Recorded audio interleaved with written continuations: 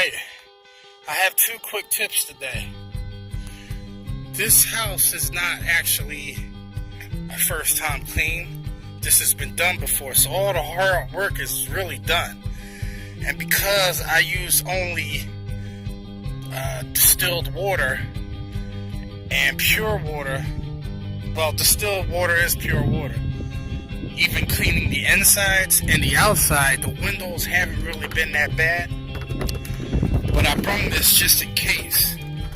Alright, now.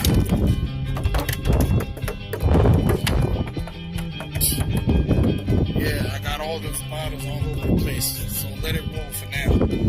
But, as I was saying, on first cleans, here's another tip.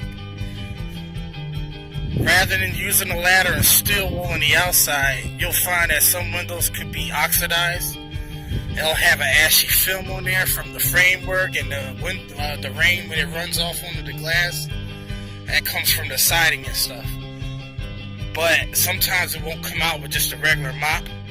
So, sometimes you can get away with using a mop just to scrub, right? You listening to me? You use a mop just to scrub. You pour a line of Barkeeper's Friend, the liquid kind. Or, here's a milder version of Barkeeper's Friend, the liquid version. And this is called soft scrub. What this does, it cuts grease and removes soap scum. Well, in this case, it won't be soap scum. Well, it is if you guys are using all that goddamn soap.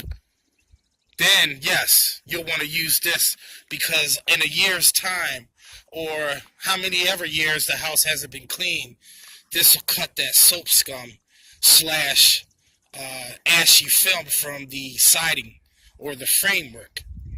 And if this is oxidized, then you want to take it one step further and just use your bronze steel wool pad. If it's not that bad, you won't need to use any kind of steel wool or bronze wool. Pouring this on a mop alone is enough to give you that extra oomph of scrubbing power. But if you take it one step further, then you'll use Barkeeper's Friend, the liquid kind, or this will work too, and just pour a line on the pad like you saw me do the other house in my other videos. I Barkeeper Friend the whole outside because it was just so bad. It hasn't been done in over 15 years, the lady said. So in that instance, water-fed Poland will not get it out. Regular traditional mop and squeegee will not get it out. Regular steel wool, and you'll be scrubbing the heck out of there. Your shoulders and your neck will be tired. Or if you're getting on ladders, then I guess it really doesn't matter, right? But since some of you may want to be safe like I do, there's other means of getting it done and still get the job done flawless, as you saw in my previous video.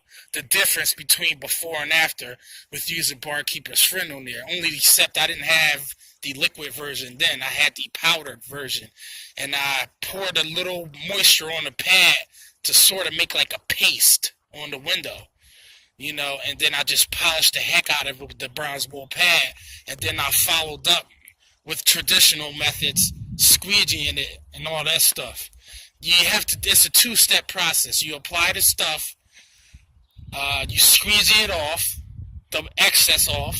After you polish it in, don't let it dry.